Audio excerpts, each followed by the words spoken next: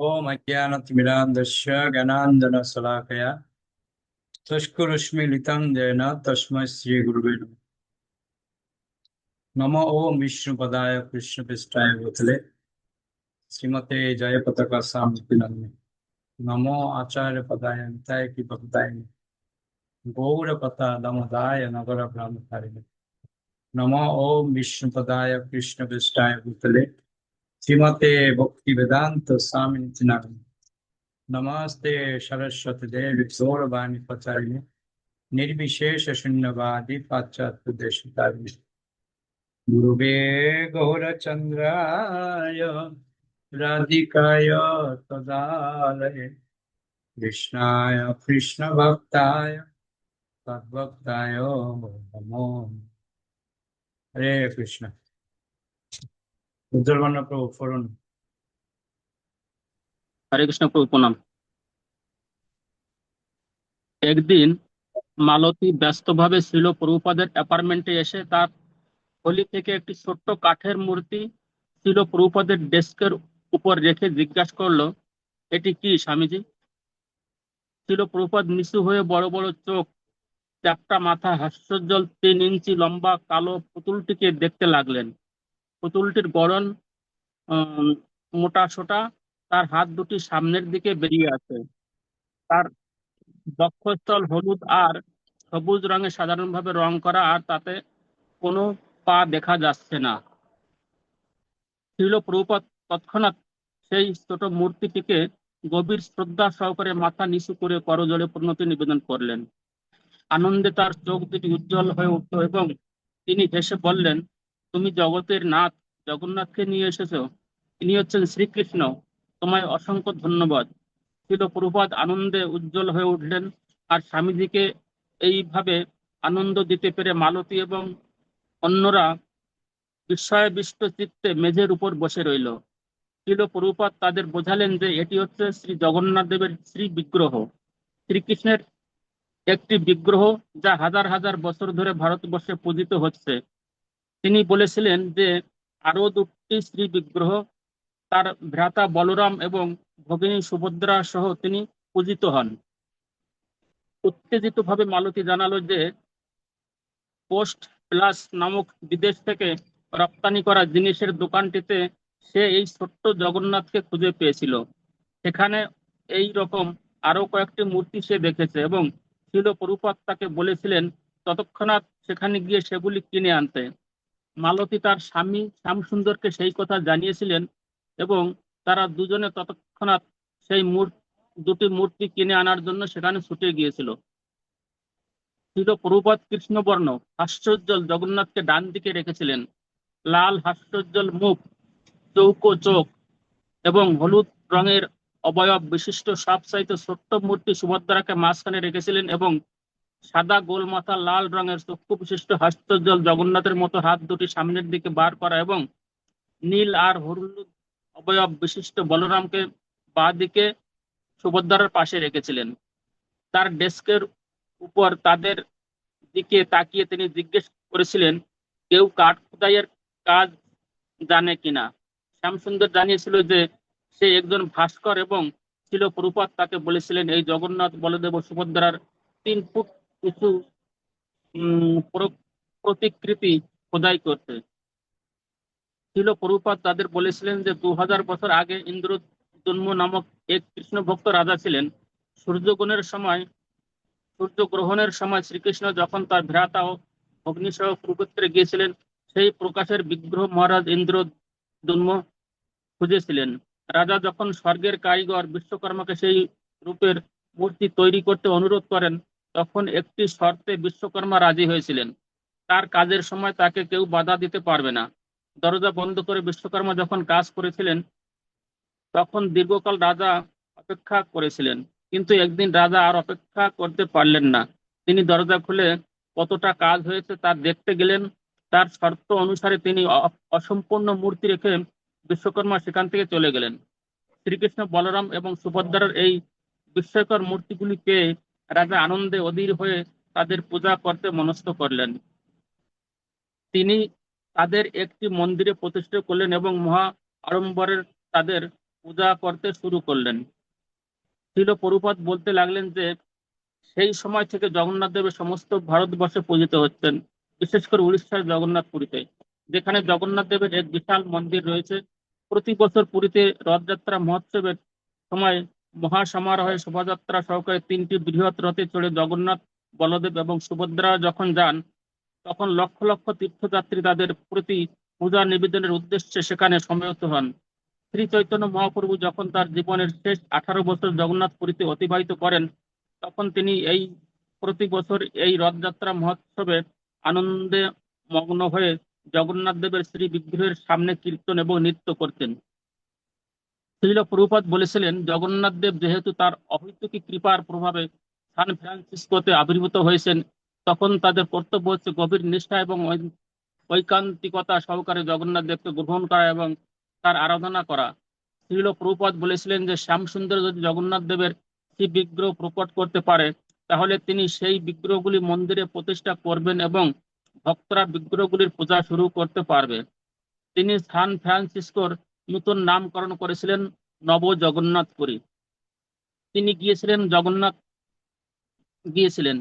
জগন্নাথ স্বামী নয়ন পথগামী ভবতুমে। তিনি বলেছিলেন, এটি হচ্ছে জগন্নাথ দেবের মন্ত্র: হে জগতের পতি শ্রী জগন্নাথ দেব, দয়া করে আপনি আমার নয়ন পথে গমন করুন, যাতে আমি আপনাকে দর্শন করতে পারি। তিনি যে এখানে প্রকট হতে মনস্থ করেছেন তা অত্যন্ত মঙ্গলজনক। শ্যামসুন্দর 3টি বড় বড় কাঠের গুঁড়ি নিয়ে এসেছিল এবং ছিল প্রভুপাদ একটি নকশা করে দিয়েছিলেন এবং সেই সম্বন্ধে বিস্তারিত বিবরণ দিয়েছিলেন। ছোট মূর্তিগুলির মাপ অনুসারে শ্যামসুন্দর তার বাড়ির বারান্দায় সেই কাঠগুলি খোদাই করতে শুরু করেছিল। ইতিমধ্যে ভক্তরা কোর্স প্লাস নামক দোকানটি থেকে জগন্নাথ দেবের বাকি সমস্ত মূর্তিগুলি কিনে নিয়েছিলেন এবং ক্ষুদ্র জগন্নাথকে একটি গলার হারে ঝুলিয়ে পরাটা প্রচলিত হয়ে দাঁড়িয়েছিলেন। শিল প্রভুপাদ বলেছিলেন, জগন্নাথ দেবের যেহেতু অত্যন্ত উদার এবং অধপতিত জীবদের প্রতি অত্যন্ত কৃপাময়, তাই ভক্তরা অচিরেই তাকে তাদের মন্দিরে পূজা করতে সমর্থ হবে। মন্দিরে শ্রী শ্রী রাধা কৃষ্ণের পূজা করতে হলে কঠোর নিয়ম কানুন এবং অতি উচ্চ মানের প্রয়োজন, যা ভক্তরা এখনো পর্যন্ত অর্জন করতে পারেনি। কিন্তু জগন্নাথ দেব এতই কৃপাময় যে তাকে খুব সরল পদ্ধতিতে আরাধনা করা যায়, বিশেষভাবে হরে কৃষ্ণ মহামন্ত্র কীর্তন করার মাধ্যমে। এমনকি ভক্তরা যদি অতি উন্নত পর্যায়ভুক্ত নাও হয়, ক্রমশ তারা যতই পারমার্থিক জীবনে উন্নতি লাভ করেছিল, স্বামীজি ততই আরো বেশি করে গভীর ভগবত তত্ত্ব উপলব্ধি সহ বিগ্রহ পূজার বিশদ নিয়ম পদ্ধতি তাদের নিকট উপস্থাপনা করতেন। সেদিন সন্ধ্যায় ভক্ত এবং হিপি অতিথিতে সেই ঘরটি পূর্ণ হয়ে গিয়েছিল। শিল প্রভুপাদ তখন সেখানে উপস্থিত ছিলেন এবং সেখানকার পরিবেশটি শ্রদ্ধা মিশ্রিত ভাবে আনন্দোচ্ছল হয়ে উঠেছিল। সেটি ছিল একটি বিশেষ অনুষ্ঠান। সদ্য নির্মিত শ্রী বিগ্রহগুলি পূজা মঞ্চে প্রতিষ্ঠিত হয়েছিল এবং রেড উডের তৈরি বেদি মঞ্চে হলদে উম চাঁদোয়ার নিচে উজ্জ্বল আলোতে উদ্ভাসিত সেই শ্রী বিগ্রহের দিকে সকলেই তাকিয়েছিল। শ্রী বিগ্রহগুলির পরনে কোনো কাপড় বা অলংকার ছিল না, কিন্তু তাদের উজ্জ্বল কালো, লাল, সাদা, সবুজ, হলুদ এবং নীল রং দিয়ে রাঙানো হয়েছিল। তাদের মুখমণ্ডল ছিল হাস্যোজ্জ্বল। তাদের সেই উচ্চ পূজা মঞ্চে ছিল প্রভুপাদও তাদের দেখছিলেন। ওকে ওকে। হরে কৃষ্ণ। হরে কৃষ্ণ। দেখলেন তো যে ভগবানের ইচ্ছা দিয়ে একটা যে পাতাও নড়ে না তার প্রমাণ। প্রভুপাদ প্রচার করতে গেছে, আর প্রভুপাদ যাওয়ার আগেই জগন্নাথ চলে গেছে। তার মানে বুঝতে পারছেন ভগবান যে প্রভুপাদকে কিভাবে কৃপা করছে। রথযাত্রা করার জন্য সব ব্যবস্থা ভগবান করে রেখেছে, এমনকি বিশ্বকর্মার কৃপাও রেখে রেডি করে রেখেছে। বিশ্বকর্মার কৃপা মানে শ্যাম সুন্দর আর মালতী। শ্যাম সুন্দর মানে যে বিগ্রহটা নিয়ে আসছে সে হচ্ছে একজন মানে নকশাবিদ। ভাবুন, ভগবান কিভাবে প্ল্যান করে সব রেডি করে দিয়েছে, এবার বিগ্রহ বানানো শুরু হয়ে গেছে। তো এটাই হচ্ছে আমাদের শিক্ষা। ভগবানের জন্য যদি কেউ কিছু করবে চিন্তা করলে ভগবানই সব ব্যবস্থা করে দেবে। এটা হচ্ছে তার প্রমাণ।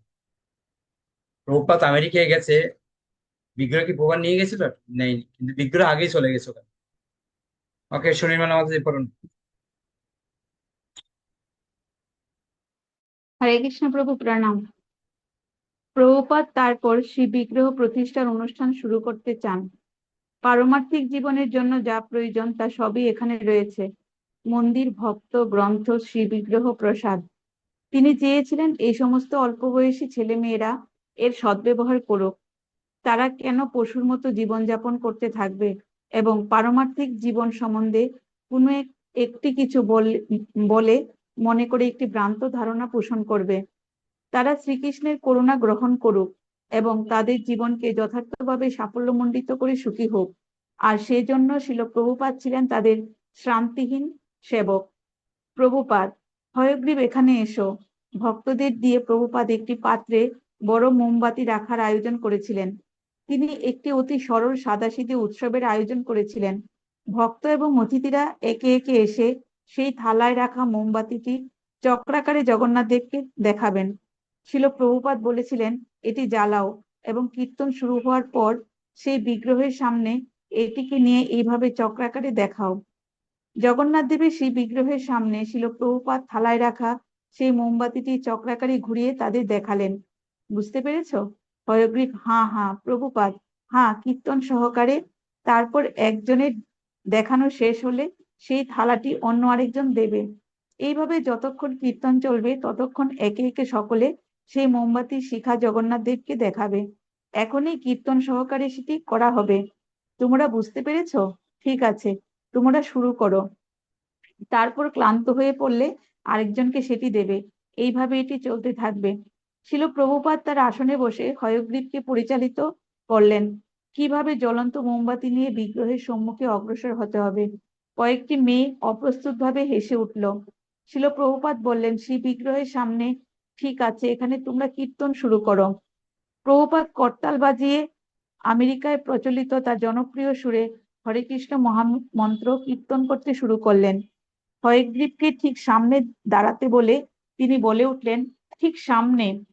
ভক্ত এবং অতিথিরা উঠে দাঁড়িয়ে দুহাত তুলে কীর্তনের ছন্দে দুলতে দুলতে উজ্জ্বল মাধুর্যমণ্ডিত শ্রী বিগ্রহের সামনে কীর্তন করতে করতে নৃত্য করতে লাগলেন।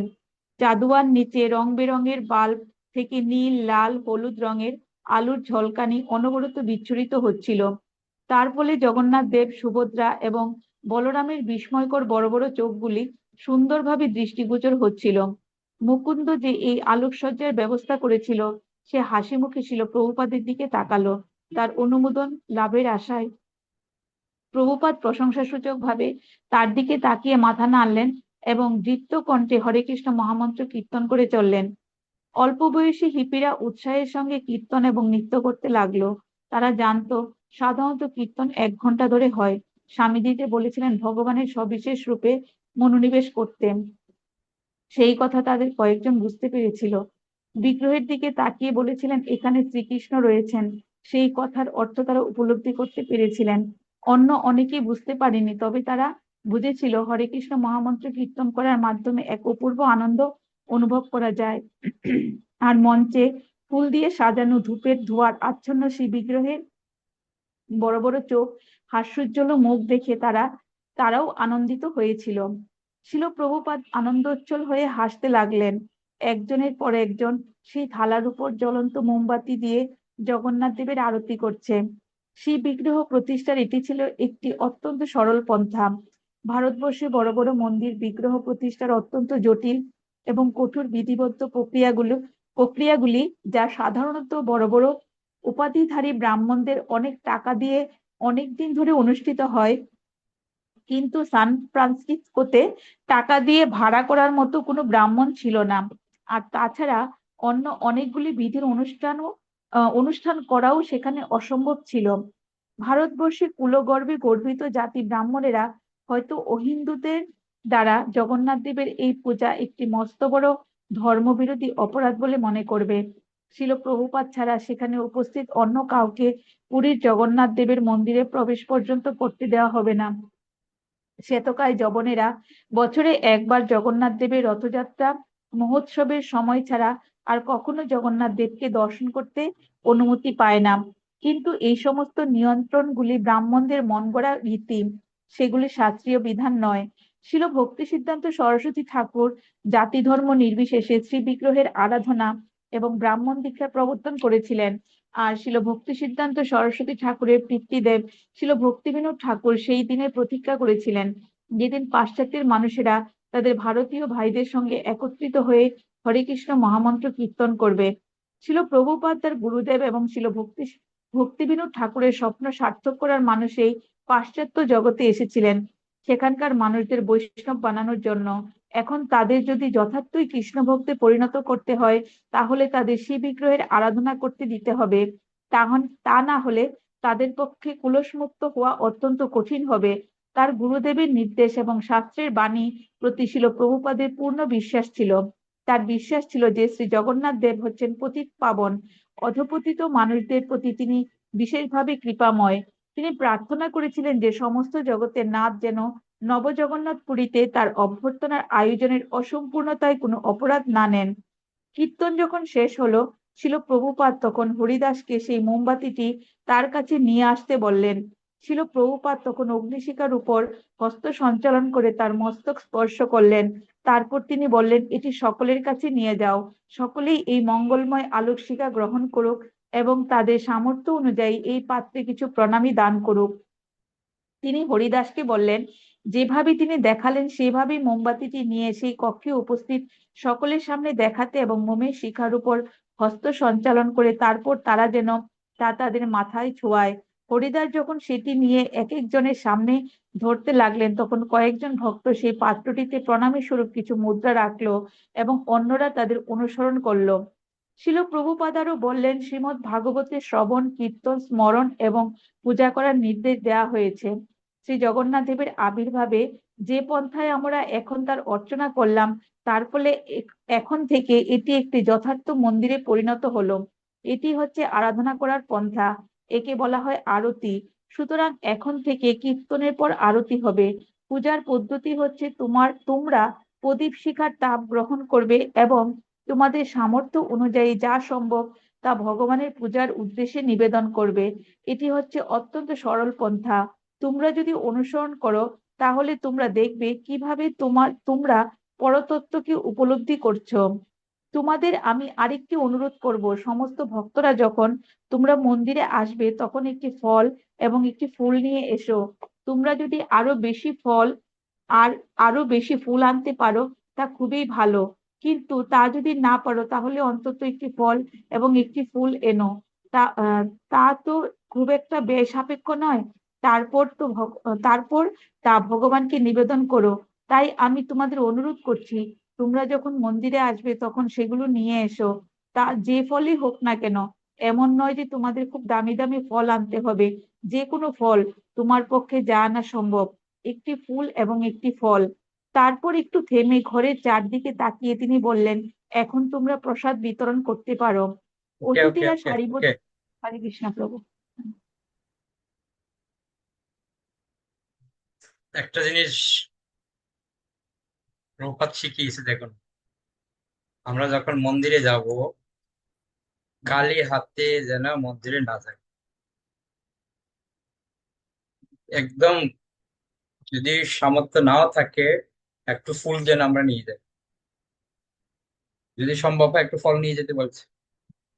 মানে খালি হাতে মন্দির যাওয়া যাবে না, কিছু না কিছু হাতে করে নিয়ে যেতে হবে। যদি সম্ভব না হয় একটা ফুল নিয়ে যেতে পারি, ফুল নিয়ে যেতে পারি। প্রভুপাদ আস্তে আস্তে সবাইকে সেবাগুলো শিখাচ্ছে, কিভাবে সেবা করতে হয়। আর দ্বিতীয় বিষয় হচ্ছে জগন্নাথ বিগ্রহের সামনে যে আরতি করতে হয় সেটা তোরা জানে না, মোমবাতি দিয়ে আরতি শিখাচ্ছে। তখন আমাদের মধ্যে এখন যেরকম আমরা আরতি প্লেট সাজাচ্ছি পঞ্চপ্রদীপ দিয়ে, এত কিছু তো ওখানে ছিল না। ওই জন্য প্রদীপ ছিল, সরি মোমবাতি ছিল। মোমবাতি দিয়ে আরতি করা শিখিয়েছে। আর মোমবাতি যতক্ষণ জ্বলবে এতক্ষণে আরতি করবে সবার। তো একটা জিনিস আমার খুব আশ্চর্য লাগছে এটাই, ছোট জগন্নাথ থেকে বড় জগন্নাথ কি করে তৈরি করলো? তার বিশ্বকর্মার কৃপা আছে, মানতে হবে। যেটা প্রভুপাদ প্রতিষ্ঠা করেছে।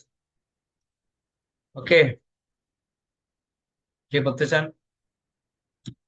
একটা জিনিস তো আমাদেরকে শিখাচ্ছে, হরে কৃষ্ণ সেবার। প্রভু, শ্রী জগন্নাথ কি এখনো আছে? অবশ্যই আছে, বিগ্রহ তো থাকবে।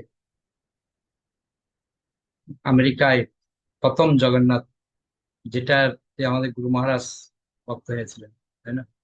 সর্বপ্রথম আমাদের যে করবেন।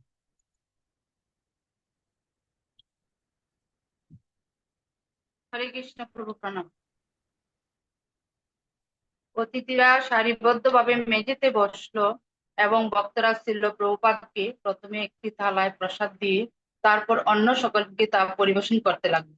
ছিল প্রভুপাদ তার রান্নাঘরে তার শিষ্যদের যা যা রান্না করতে শিখিয়েছিলেন তাই রান্না হয়েছিল। সিঙ্গারা, হালুয়া, অন্ন, কয়েক রকমের সবজি, ফলের চাটনি, মিষ্টি, রবি বা শরীর ভুজের সব কয়টি বিশেষ বিশেষ পদই রান্না করা হয়েছিল। সমস্ত অতিথিরা এই প্রসাদ খুব ভালোবাসতো এবং তারা সবাই আকণ্ঠ প্রসাদ সেবা করেছিল। আর ভক্তরা বিশেষ করে দক্ষ মহিলা ভক্তরা বারবার সকলকে প্রসাদ দিচ্ছিল। আর অতিথিরা পরমানন্দে সেই সান্ধ্য মহোৎসবে তা আস্বাদন করছিল। সবকটি পদ আস্বাদন করেছিল। প্রভুপাদ চোখ বড় বড় করে ভক্তদের দিকে তাকিয়ে বললেন, খুব ভালো হয়েছে, প্রসাদ রন্ধনকারীদের জয়। শ্রী শ্রী জগন্নাথ দেবের উপস্থিতির ফলে অচিরেই মন্দিরটি অপূর্ব সুন্দর হয়ে উঠল। ভক্তরা প্রতিদিন তার জন্য মালা তৈরি করত। নিউ ইয়র্ক থেকে যদুরানীর আঁকা শ্রী বিষ্ণুর ছবিটি এসে পৌঁছালো এবং গোবিন্দ দাসী ছিল প্রভুপাদের একটি বড় প্রতিকৃতি অঙ্কন করেছিল, সেটি তার আসনের পাশে টাঙানো হয়েছিল। এছাড়া ভক্তরা শ্রীকৃষ্ণের কতগুলি ভারতীয় ছবি দেওয়ালে টাঙিয়েছিল। যে আলোক সজ্জার আয়োজন করা হয়েছিল তাতে মনে হতো যেন জগন্নাথ দেবের চোখ স্পন্দিত হচ্ছে এবং তার গায়ের রং নাচছে। আর হেড অ্যাসবেরি সাইকেলে দিক পরিবেশে জগন্নাথ দেব বিশেষ আকর্ষণীয় হয়ে উঠেছিলেন। ছিল প্রভুপাদের অনুরোধ অনুসারে ভক্ত এবং অতিথিরা জগন্নাথ দেবের জন্য নৈবেদ্য নিয়ে আসতে শুরু করেছিল। হিপিরা তা পারত তাই নিয়ে আসতো। গমের শীষ, অর্ধেকটা পাউরুটির টুকরা, কিসমিসের বাক্স, টফির টুকরা, মোমবাতি, ফুল অথবা ফল। তারা শুনেছিল নিজেরা কোনো কিছু গ্রহণ করার আগে তা ভগবানকে প্রথম নিবেদন করতে হয়। কয়েকজন হিপি তাদের নতুন কাপড় পর্যন্ত প্রথমে জগন্নাথ দেবকে নিবেদন করে, তারপরে তা পড়তে শুরু করছে। এই সমস্ত হিপিরা জগন্নাথ দেবের নির্দেশ অনুসরণ করছিল না, কিন্তু তারা তার আশীর্বাদ কামনা করছিল। প্রতিদিন রাত্রে ছিল প্রভুপাদ ঠিক যেভাবে তাদের শিখিয়েছিলেন সেভাবেই ভক্তরা আরতি অনুষ্ঠান করত। একটি মোমবাতি জ্বালিয়ে সেটি একে একে জগন্নাথ দেবকে নিবেদন করত। ভক্তরা যখন ছিল প্রভুপাদকে জিজ্ঞাসা করেছিল তারা সেই অনুষ্ঠানে আরো কিছু যুক্ত করতে পারে কিনা, তখন ছিল প্রভুপাদ বলেছিল তারা ধূপ নিবেদন করতে পারে। তিনি বলেছিলেন শ্রী বিগ্রহ আরাধনার আরো অনেক অনেক কিছু করণীয় আছে। এত কিছু করণীয় আছে যে তা ভক্তদের 24 ঘন্টা ব্যস্ত রাখতে পারে, কিন্তু তিনি যদি একেবারেই তাদের সবকিছু বলেন তাহলে তারা মূর্ছা যাবে। ছিল প্রভুপাদ নিবৃত্তে তার ঘরে তার শিষ্যদের সঙ্গে একদিন আলোচনা করার সময় বলেছিলেন যে একদিন মন্দিরে কীর্তনের সময় জগন্নাথ দেবের বিগ্রহের সম্মুখে শ্রী চৈতন্য মহাপ্রভুর নৃত্যের কথা তার মনে হয়েছিল। তিনি বলেছিলেন পুরীতে জগন্নাথ দেবের শ্রী বিগ্রহের সম্মুখে শ্রী চৈতন্য মহাপ্রভু এত ভাব বিহ্বল হয়ে নৃত্য করতেন যে ভাব বিহ্বল কণ্ঠে জগ জগ ছাড়া আর কিছু বলতে পারতেন না। শ্রী চৈতন্য মহাপ্রভু ভাবতেন, কৃষ্ণ, কতদিন ধরে আমি তোমায় দেখতে চেয়েছি আর এখন আমি তোমাকে দর্শন করছি। শ্রী চৈতন্য মহাপ্রভু যখন পুরীতে অবস্থান করছিলেন তখন প্রতিদিন প্রায় 500 লোক একসঙ্গে তাকে দর্শন করতে যেতেন এবং প্রতিদিন সন্ধ্যাবেলা 4টি দলে বিভক্ত হয়ে বিরাট কীর্তন হতো। প্রতিটি দলে 4 জন মৃদঙ্গ বাদক থাকতো এবং 8 জন করতাল বাজাতো। ছিল প্রভুপাদ বলেছিলেন, বা পাশে একদল, ডান পাশে একদল, সামনে একদল এবং পিছনের দিকে একদল, আর শ্রী চৈতন্য মহাপ্রভু মাঝখানে থাকতেন। তারা সকলে নাচতেন এবং 4টি দল কীর্তন করতেন, হরে কৃষ্ণ কৃষ্ণ কৃষ্ণ হরে হরে, হরে রাম রাম রাম হরে হরে। তিনি যতদিন জগন্নাথপুরীতে ছিলেন প্রতিদিন সন্ধ্যাবেলা এইভাবে কীর্তন নর্তন হতো। ভক্তরা বুঝেছিল তাদের সঙ্গে স্বামীজির একটি মস্ত বড় পার্থক্য রয়েছে। তিনি কখনো হিপি ছিলেন না। Haight Ashbury LSD, psychedelic, poster, rock সঙ্গীত গোষ্ঠী, হিপিদের দুর্বোধ কথাবার্তা, রাস্তার মানুষ, এই মোহাচ্ছন্ন পরিবেশে প্রভুপাদ স্বস্তি বোধ করতেন। তারা জানতো তিনি ছিলেন ভিন্ন ধরনের, কিন্তু প্রতিদিন তিনি তাদের সঙ্গে ঠাট্টা করে এবং তাদের উপর নির্ভর করে এত সময় অতিবাহিত করতেন যে সেই কথা তারা ভুলে যেত। কিন্তু কখনো কখনো তার বিশেষ পদমর্যাদার কথা তাদের মনে পড়ে যেত। মন্দিরে শ্রী জগন্নাথ দেবের শ্রী বিগ্রহের সামনে তারা যখন তার সঙ্গে কীর্তন করত, তখন তিনি জগন্নাথপুরীতে শ্রী চৈতন্য মহাপ্রভু কীর্তনের কথা মনে করতেন, যা তারা কেউই করতে পারত না। শ্রী চৈতন্য মহাপ্রভু যখন শ্রী জগন্নাথ দেবকে দর্শন করেন, তখন তিনি শ্রীকৃষ্ণকে দর্শন করেছিলেন এবং কৃষ্ণ প্রেমে উন্মত্ত হয়েছিলেন। সেই সমস্ত কথা ছিল প্রভুপাদ যে কত গভীরভাবে চিন্তা করতেন তা তার শিষ্যরা অনুমান করতেও পারত না।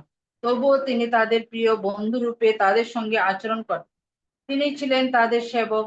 তিনি তাদের শেখাচ্ছিলেন কিভাবে ভগবানের কাছে প্রার্থনা করতে হয়, কিভাবে তার মতো শ্রীকৃষ্ণের সেবায় যুক্ত হতে হয়। জগন্নাথ স্বামী নয়ন পথগামী ভব তুমি। ছিল প্রভুপাদ গাড়ির খোলা দরজার সামনে এসে দাঁড়ালেন। তার উপরের বেশন আল আলগাভাবে গায়ে জড়ানো। দোকানঘরের মন্দিরের ভক্তদের বিদায় জানাতে তিনি পিছন ফিরে তাকালেন। এখন আর সেটি একটি সাধারণ দোকান ঘর নয়, তা এখন অপূর্ব কিছুতে পর্যবসিত হয়েছে। নব জগন্নাথপুর ছিল। ভক্তি সিদ্ধান্ত সরস্বতী ঠাকুর তাকে এখানে আসতে নির্দেশ দিয়েছিলেন। তার গুরুভাইদের মধ্যে কে কল্পনা করতে পারত এই সমস্ত আমেরিকান হিপিরা কি রকম উন্মাদের মতো নেশায় বোধ হয়ে চিৎকার করে, আমি ভগবান। তাদের ধন সম্পদ এবং শিক্ষা সত্ত্বেও কত ছেলে মেয়ে অসুখী এবং উন্মাদ, কিন্তু এখন কৃষ্ণ ভবনামৃতের মাধ্যমে তারা সুখের সন্ধান পাচ্ছে। প্রথম যেদিন তিনি এখানে আসেন, তখন একজন সাংবাদিক তাকে জিজ্ঞাসা করেছিল কেন তিনি হেড এসবিরিতে এসেছেন। তিনি উত্তর দিয়েছিলেন, কারণ এই অঞ্চলে ভাড়া সস্তা। তার একমাত্র বাসনা ছিল শ্রী চৈতন্য মহাপ্রভুর আন্দোলন ছড়িয়ে দেওয়ার। তা না হলে কেন তিনি এই চীনে লন্ডি এবং টিগার্স পিস্টুরের পাশে এক ছোট্ট জরাজীর্ণ দোকান গড়ে আসবেন। সাংবাদিকরা তাকে জিজ্ঞাসা করেছিল তিনি হিপি এবং সামাজিক রীতিনীতির বিরোধী ছন্নছাড়া